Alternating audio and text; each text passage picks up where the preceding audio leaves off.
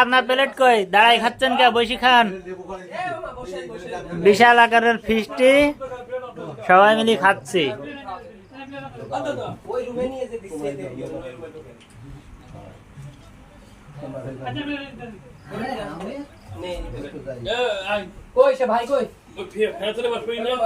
আরে সালাদ করে একটু দেখাও ওদিকে।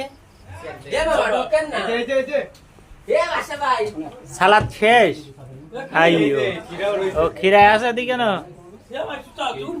এবার ভাই খিরা এই খিচুড়ি কিরম লাগছে? ভালো লাগছে?